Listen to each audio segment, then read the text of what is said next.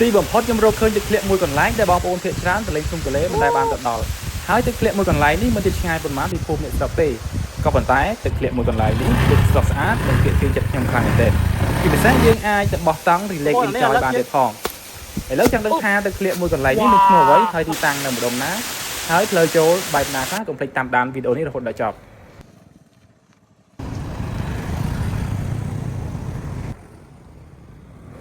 សួស្តីបងប្អូនទាំងអស់គ្នានឹងឥឡូវយើងចាប់ផ្ដើមចេញដំណើរពីទីរួមខេត្តសៀមរាបទៅគឺចាប់ពីរង្វង់មូលអប្សរាហើយយើងចាប់ផ្ដើមចេញដំណើរឆ្ពោះទៅឯភ្នំកលែនហើយយើងចាប់ផ្ដើមចេញដំណើរនេះគឺម៉ោង8ព្រឹកដែលយើងនឹងរំពឹងថាទៅដល់ភ្នំកលែនគឺម៉ោង9ជាងអញ្ចឹងណាដូចនេះការធ្វើដំណើររបស់យើងគឺរយៈពេលប្រហែលជា1ម៉ោងទៅចុះហើយនេះគឺជាទេសភាពតាមដងផ្លូវដែលយើងចេញដំណើរតាមរយៈម៉ូតូដ៏កញ្ចាស់គឺ Sumer X របស់យើងនេះឯងហើយយើងចាំមើលថាតើម៉ូតូដ៏កញ្ចាស់នេះអាចឡើងភ្នំកលែននិងឆ្លងកាត់ឧបសគ្គជាមួយគ្នាបានឬអត់ចេញដំណើរបានមួយសន្ទុះយើងក៏មកដល់ភូមិព្រះដាក់ដោយសារតែការធ្វើដំណើរឆ្ពោះទៅភ្នំកលែនក៏ដូចជាកន្លែងទឹកធ្លាក់គឺយើងត្រូវជិះ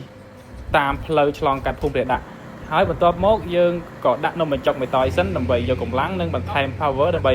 បន្តដំណើរទៅមុខទៀតបន្ទាប់ពីញ៉ាំនំបញ្ចុករួចយើងក៏មិនបង្អង់យូរដែរក៏ចាប់ផ្ដើមជិះដំណើរទៅទៀតហើយយើងក៏បានគយគន់តាមទេសភាពតាមដងផ្លូវជាចំណីចក្ខុយើងបណ្ដោះអាសន្នសិនមុននឹងទៅដល់ភ្នំកលែន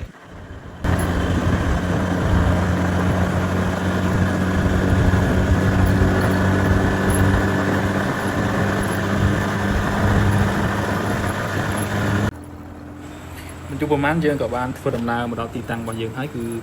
ភ្នំកលែននេះឯងហើយទីតាំងភ្នំកលែននេះគឺជាទីតាំងដ៏អស្ចារ្យដែលដូនតាខ្មែរយើងបានបន្សល់ទុក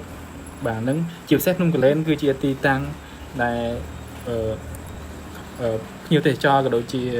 បងប្អូនជាពលរដ្ឋយើងអីក៏របូជានៅទីហ្នឹងគឺច្រើនខ្លាំងមែនទែនហ្នឹងហើយជាពិសេសគឺមានតំបន់ទេសចរមានទឹកធ្លាក់អីជាដើមបាទគឺច្រើនមែនទែនហ្នឹងហើយអញ្ចឹងយើងមកដល់លើភ្នំកលែនភ្លាមក៏មិនបងយូរដែរចាប់យកគោលដៅរបស់យើងគឺទឹកធ្លាក់អន្លង់ជើងចាបហ្នឹងឯងទីតាំងងាយស្រួលទេបងប្អូនគឺយើងចូលតាមច្រកផ្លូវវត្តព្រះក្រាល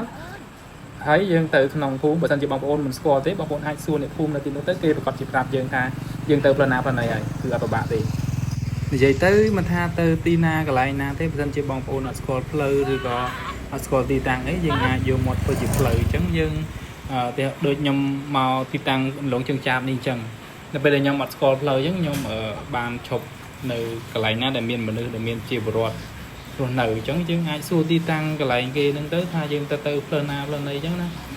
ហើយពួកគាត់ក៏មិនកំណាញ់ដែរបងប្អូនជាពលរដ្ឋខ្មែរយើងបាទគឺយើងសួរគាត់ទៅគាត់ប្រាប់ទីតាំងថាយើងត្រូវទៅផ្លូវណាផ្លូវណីហ្នឹងបងប្អូនឥឡូវយើងចាប់ផ្ដើមចូលតាមផ្លូវបងប្អូនបាទឃើញថាតាមផ្លូវពិតជារដិបរដុបមែនទែនមានថ្មមានដីខ្សាច់យើងពិបាកធ្វើដំណើរតិចតួចដោយសារតែម៉ូតូរបស់យើងគឺ Sumer ដល់កញ្ចាស់មួយនេះបាទក៏អត់អីទេបងប្អូនវាជារឿងធម្មតាទៅហើយដោយសារតែយើងអត់មានជំនិះជិះអញ្ចឹងយើងមានតែ Sumer ហ្នឹងយើងក៏ធ្វើដំណើរចូលឃើញថាទេសភាពតាមផ្លូវនេះមកដល់លើភ្នំកលែនផ្លូវចូលទៅអន្លង់ជើងចាបនេះគឺថាស្រស់ស្អាតមែនទែនបងប្អូនឃើញថាមានព្រៃឈើដោះភូមិព័ទ្ធជុំវិញនឹងតែម្ដងហើយតាមផ្លូវចូលនេះចង់ប្រាប់បងប្អូនថាបើសិនជាបងប្អូនមកលេងយើងអាចជិះម៉ូតូចូលបានហើយបើសិនជាបងប្អូនចង់ចូលតាមរយៈរថយន្តបាទយើងចង់ជិះឡានចូលណាគឺពិបាកបន្តិចបើសិនឡានទៀតអីពិបាកចូលបងប្អូនបាទអញ្ចឹងសម្រាប់បងប្អូនដែលចង់ចូលមកលេងជិះឡានជិះអីចូលមកយើងអាចជិះឡានខ្ពស់ដូចជា Highlander អីប្រហែលជាអាចចូលបានបងប្អូនហ្នឹងហើយបើសិនឡានទៀតដូចជាព្រុសអីអាហ្នឹងអាចចូលបានទេហើយបើ off road វិញចូលមកឆ្ងាញ់បងប្អូនទីតាំងកន្លែងហ្នឹងគឺថាចូលមកអេមតែម្ដងគឺមកលេងឲ្យអត់ខុសបំណងទេហើយអានេះគឺផ្លូវយើងចូលទៅបងប្អូនបាទអត់ទាន់ដល់ទីអ្នកភូមិគេទេចាំមើលនៅពេលទៅដល់ទីតាំងកន្លែងលងជើងចាបហ្នឹងខ្ញុំនឹងថតទស្សនវិជ្ជានៅទីហ្នឹងក៏ដូចជាឲ្យបងប្អូនបានទស្សនាថាវាស្រស់ស្អាតប៉ុណ្ណាសម្រាប់ផ្លូវចូលទៅលងជើងចាបនេះវិញបើយើងរាប់ចាប់ពីផ្លូវបេតុងនៅលើភ្នំកលែនចុះទៅគឺមិនឆ្ងាយប្រហែលទេបងប្អូនគឺប្រហែលជា1គីឡូម៉ែត្រជាងបងប្អូនបាទជាងថា2គីឡូចុះបងប្អូនបាទដោយសារតែយើងជិះយ៉ាងយូរតិចដែរក៏ប៉ុន្តែវាមិនទៅយូរណាស់ទេគ្រាន់តែថាផ្លូវដែលចូលទៅហ្នឹងវារដាប់រដប់ដូចបងប្អូនឃើញស្រាប់ចឹងនេះគឺជាផ្លូវដែលយើងទៅដល់លងជើងចាបតិចហើយឃើញថាផ្លូវ ចិត្តដល់ហ្នឹងវាមានថ្មក្រាលពេញលើដីតែម្ដងបងប្អូនណាបាទគេថាសស្អាតមែនទេហើយពិតជាប្លែកមែនទេហ្នឹងអញ្ចឹងបងប្អូនដែលមកលេងលងជើងចាបបងប្អូនមើលទស្សនវិជ្ជានេះដើរទៅពេលដែលបងប្អូនមកលេងបងប្អូនត្រៀមចិត្តត្រៀមកាយធ្វើដំណើរមកហើយ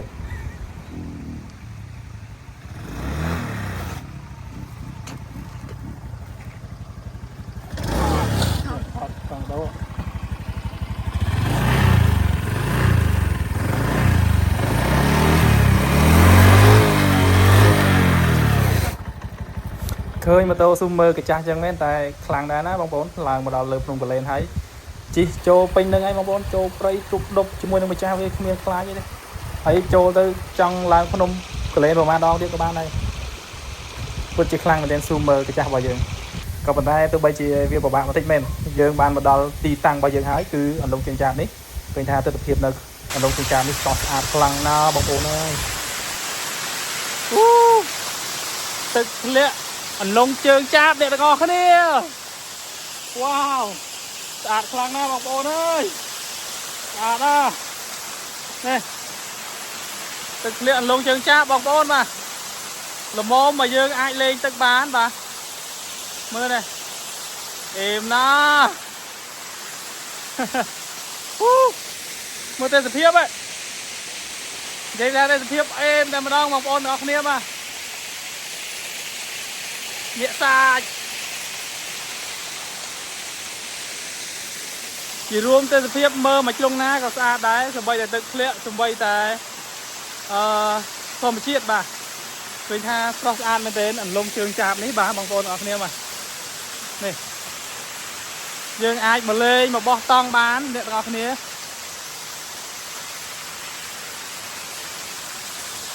នេះស្អាតណាស់ហើយសម្រាប់បងប្អូនដែលមកលេងបោះតង់មកឈៀលមករួមបោះតង់បែប relax enjoy ខ្ញុំធានាមកអេមកកន្លែងបងប្អូនភាសាអីគឺថាទីតាំងកន្លែងនេះគឺវាមានថ្មក្រាលពេញនឹងតែម្ដងជាពិសេសគឺវាមានទឹកហូរហើយមានទឹកធ្លាក់ទៀតអញ្ចឹងវាពិសេសខ្លាំងណាស់បងប្អូនបាទដូចបងប្អូនឃើញស្រាប់នេះហើយទីតាំងនៅកន្លែងខ្ញុំនៅនេះខ្ញុំកំពុងតែថតនេះគឺទឹកធ្លាក់នៅខាងក្រោមហើយសម្រាប់ទីតាំងនៅខាងលើគឺទឹកកំពុងតែហូរហើយខែវស្សានេះដោយសារតែនេះគឺខែវស្សាប៉ុន្តែវាអត់ទាន់ពេញលេញទេអញ្ចឹងបើមិនជាខែវស្សាពេញលេញប្រកបជាអស្ចារ្យខ្លាំងជាងនឹងទៀតហើយយើងមកបោះតង់ពីខែវស្សាហ្នឹងហើយជាសុបាយខ្លាំងហើយបើតាមយើងសម័យគិតមើលទៅបងប្អូនបើយើងមកខែនេះវាអត់សូវមានទឹកយើងមើលទៅវា fresh ប៉ុណ្ណឹងហើយបាទអូអស្ចារ្យលយបងប្អូនកន្លែងនេះស្រស់ស្រាយតែម្ដងប៉ុន្តែជិះម៉ូតូម្ដងព្រាមគឺថាលែងមានអារម្មណ៍ហត់នឿយបងប្អូនណាគឺម្ដងស្រស់ស្រាយហើយតិចស្រេតែម្ដងដែរ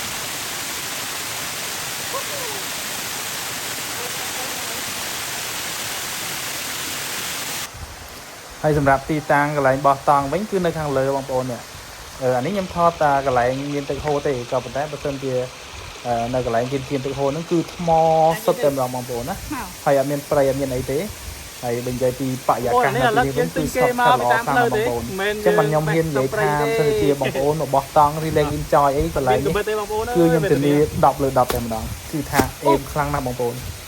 ហើយយើងមានទឹកលេងទៀតណាបងប្អូនហើយសម្រាប់ប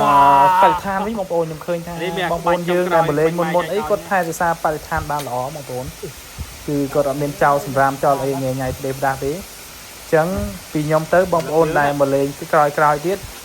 ស្នើឲ្យបងប្អូនយើងហាមចោលសម្រាមហាមបរិយាពេញហ្នឹងណាអញ្ចឹងដើម្បីឲ្យតំបន់ទេសចរកន្លែងលេងសំខាន់របស់យើង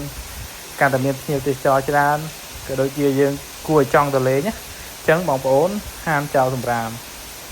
ហើយនេះគឺ